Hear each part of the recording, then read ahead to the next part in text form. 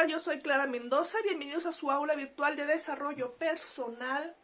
En esta ocasión voy a seguir insistiendo en que comprendan muy bien lo que son el inconsciente, lo que son las incongruencias de la infancia, por qué se dan, y obviamente la idea de seguir insistiendo en esto es para que nosotros podamos tomar control de nuestras acciones, de nuestros pensamientos, de nuestras reacciones, de nuestras creencias, vayamos transformando o tomando control sobre lo que sí podemos cambiar de nuestra vida, lo que sí podemos llegar a tener control y pues obviamente poder modificar nuestro comportamiento que nos esté dañando, ¿de acuerdo? Volvemos a lo mismo, ¿sí? El sentido biológico del inconsciente siempre va a ser la supervivencia. Como fin primero y último del inconsciente, de nuestra mente biológica, va a ser la supervivencia, el sobrevivir, la supervivencia de la especie, etc. ¿Sí? Siempre va a ser la supervivencia. Por lo tanto, esta supervivencia nos va a llevar a alejarnos del dolor o la muerte y acercarnos al placer o al bienestar. Sí, por eso es tan difícil muchas veces poder salir de nuestra zona de confort, porque estamos en una zona donde es conocida y tenemos bienestar. ¿De acuerdo? Bueno, este es el mandato supremo, este es el sentido biológico de que trabaja nuestra mente como seres vivos, ¿de acuerdo?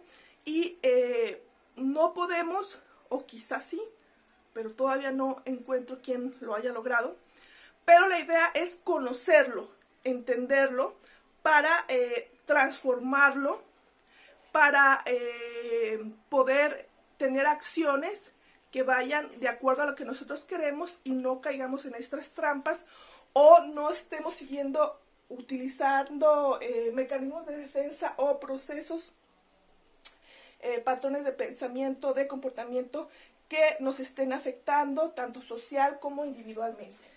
Ok.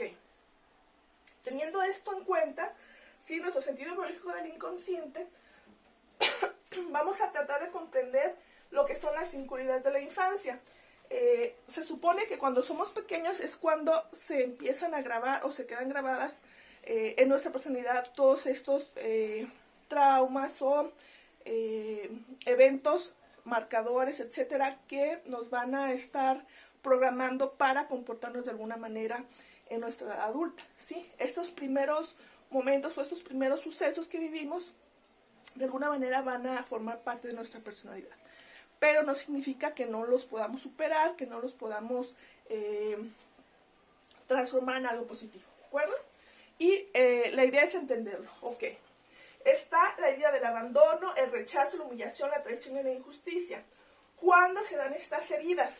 Estas heridas se dan cuando nuestras necesidades de supervivencia, las biológicas que tienen que ver con alimento, con cuidados, etcétera, las sociales o colectivas que tienen que ver con pertenecer a un grupo para estar al resguardo o estar a salvo de los peligros que están afuera, y también lo que son las expectativas o deseos personales, es decir, lo que yo espero de la vida, lo que yo necesito emocionalmente o de cariño o etcétera, ¿no? Económicamente, etcétera, ¿no? Son nuestras expectativas o deseos que no tienen que ver precisamente tanto con lo biológico, sino que son unas necesidades no básicas, ¿de acuerdo? Entonces, cuando alguna de estas necesidades de supervivencia se ven como amenaza o con acto de amenaza, es decir, que nosotros lo estamos interpretando como una posible amenaza, y esto puede ser desde que alguien te mire feo, desde que alguien te diga algún comentario que tú consideres agresivo o que tú consideres que no te están aceptando, que te están rechazando, que te están humillando, que te están traicionando, que te están haciendo de alguna manera una forma injusta. Recuerden que yo ya les decía en otros videos, nosotros como seres sociales, ¿sí? Como nuestras necesidades biológicas están arraigadas a lo que es el ser humano desde desde lo primitivo. Es decir, uno nace y necesita para sobrevivir los cuidados de mamá o de una persona que nos alimente, que nos asíe, etcétera, ¿no? Nosotros como seres humanos nacemos y necesitamos para sobrevivir los cuidados de una persona. Conforme vamos creciendo, estas necesidades se convierten en necesidades de, por ejemplo, tenemos muchísimos miles de años cazando, ¿no? La época industrial apenas inició en 1800 y las sociedades ya muy grandes y muy industrializadas como ahora, pues tienen básicamente 100, 200 años. Entonces, sin embargo, atrás de nosotros, en nuestros genes, en toda nuestra biología, tenemos más miles de años atrás. Entonces, a partir de que, obviamente, en 200 años no vamos a cambiar toda nuestra genética y toda nuestra biología, tenemos que entender que cualquier cosa que nosotros interpretemos como amenaza de la supervivencia, que tenga que ver precisamente con que el grupo en el que estoy, la persona que me cuida, que está al cuidado de nosotros, porque nosotros finalmente nacemos con esa creencia de no somos suficientes, yo solo no soy capaz de sobrevivir y por eso necesito que mi mamá o que un adulto cuide de mí. ¿Sí?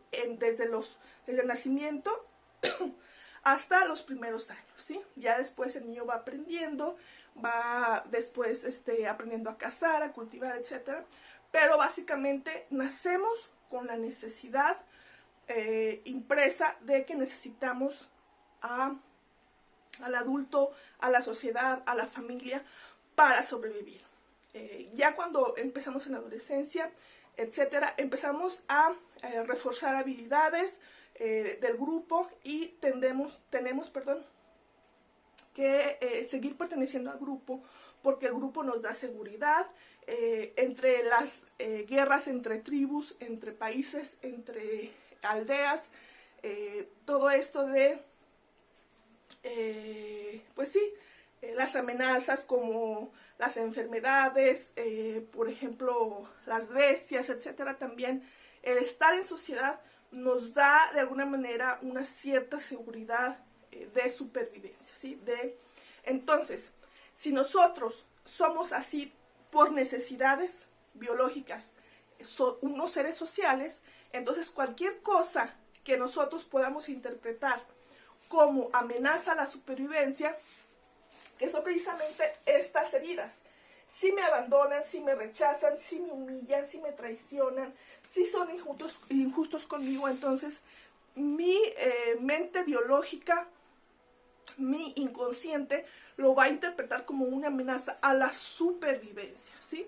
Y el simple hecho de que alguien me mire feo, de que alguien diga una mentira sobre mí, de que alguien haga un comentario negativo sobre mí, me va a afectar o mi inconsciente lo va a interpretar como algo que amenaza la supervivencia. Y cuando mi cuerpo, mi mente interpreta esto como amenaza, entonces yo voy a tener una reacción. Una reacción que va a consistir en ¿qué? Bueno, ante cualquier suceso interpretado como amenaza o con acto de amenaza, vamos a activar un mecanismo de supervivencia, ¿sí?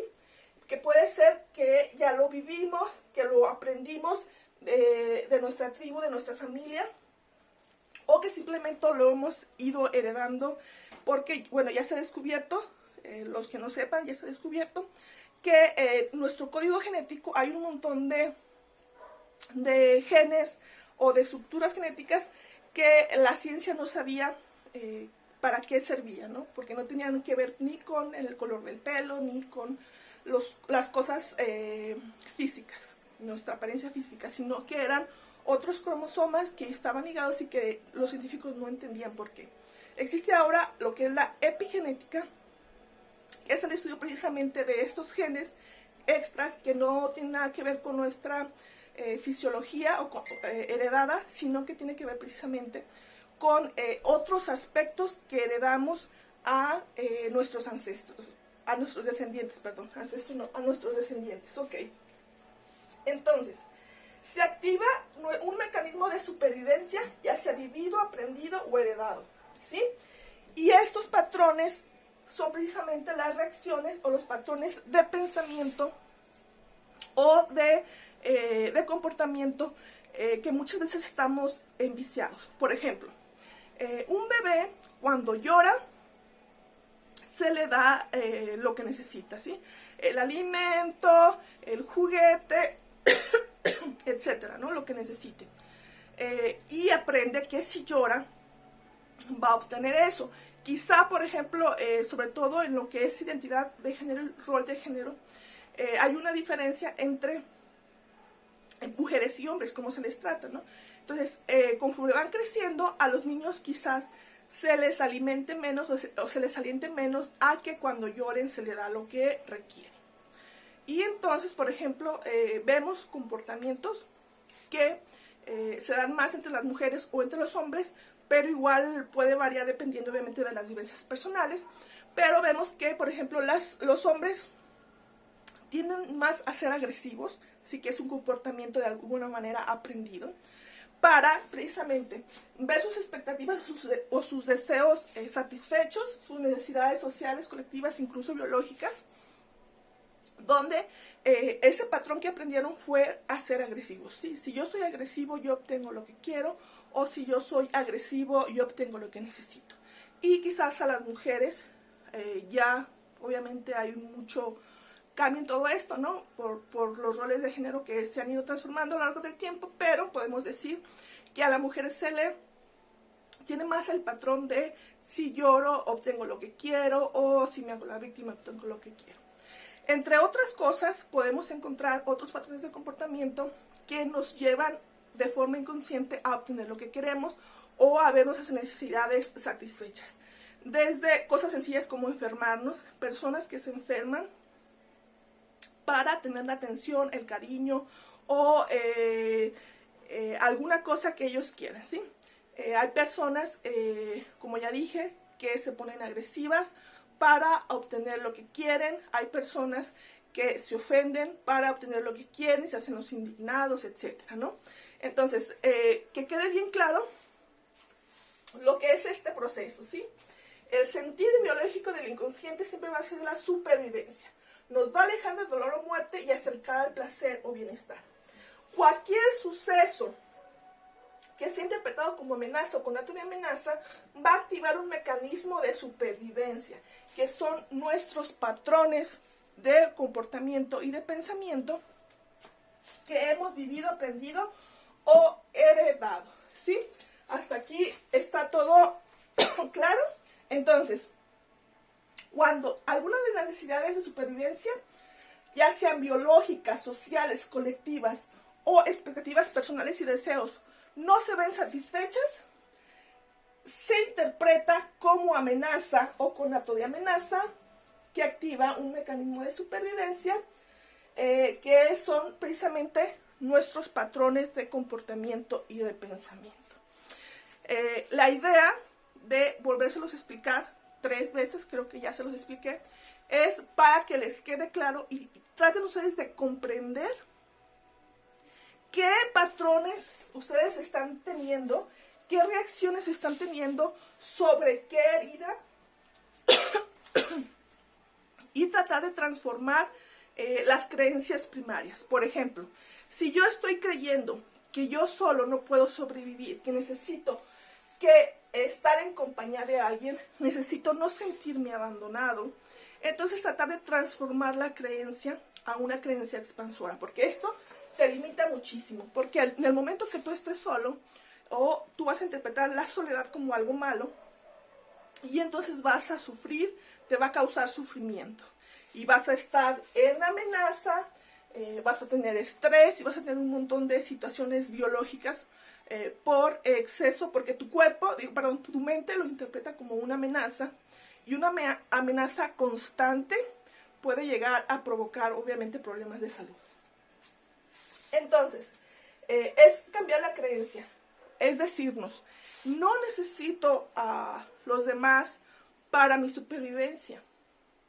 Puedo llegar a convivir con mis compañeros de trabajo, con mi familia cercana, o si mi conflicto es que una persona cercana me rechaza, ya sea mi mamá, mi pareja, etcétera, ¿no? Porque hubo algún rompimiento, incluso mi hijo o alguna cosa, entonces yo siento que estoy en abandono y que no voy a poder sobrevivir, que me muero, que me falta el aire, que no soy feliz, etcétera. Entonces nos podemos dar la oportunidad de cambiar esta creencia y transformarla en una creencia expansora. Es decir, las demás personas, es un ejemplo, ¿ok? Las demás personas tienen la libertad de aceptarme o no. Yo tengo la libertad de aceptar o no a las demás personas. Mi supervivencia no depende de la aceptación de las demás personas.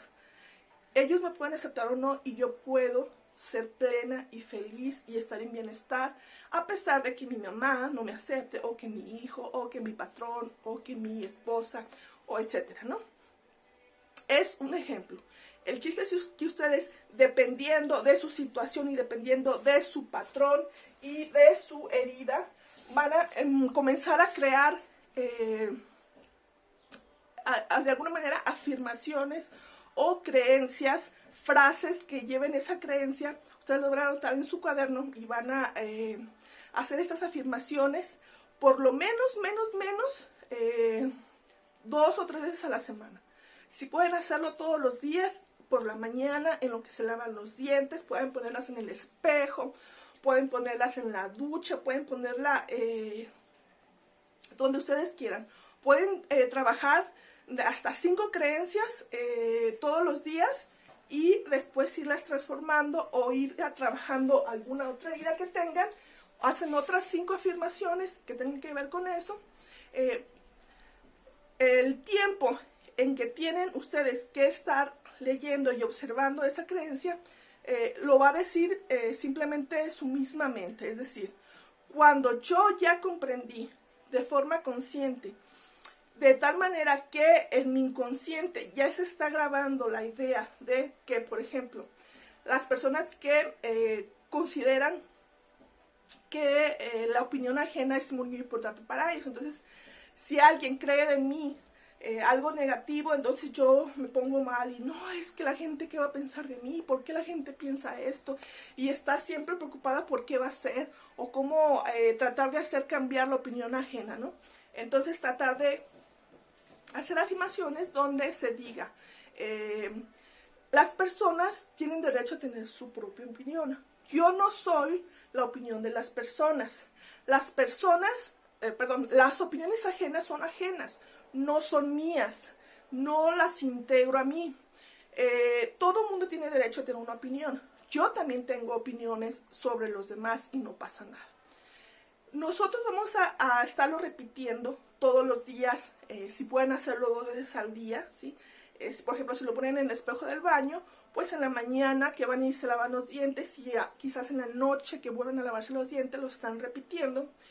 Y entonces, de forma consciente es el ejercicio y se va poco a poco a ir penetrando al inconsciente, ¿sí? Cuando tú lo comprendes conscientemente y lo estás repitiendo y repitiendo y repitiendo, entonces va a llegar un momento en que ya no lo vas a interpretar como amenaza. Cuando tú ya no lo interpretas como amenaza, cuando ya alguien te puede decir su opinión, sea buena, sea mala, sin que a ti te afecte, entonces vas a decir, ok, ya logré. No significa que lo vas a borrar, pero quizás puede ser el momento de arrancarlo de tu espejo y poner alguna otra afirmación o trabajar en en otra situación que tú quieras trabajar en cualquiera de las otras heridas. ¿De acuerdo?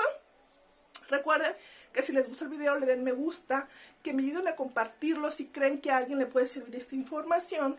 Si tienen dudas o comentarios, háganmelo saber en el área de comentarios. Les agradezco mucho, me hayan visto y nos vemos en el próximo video. Gracias.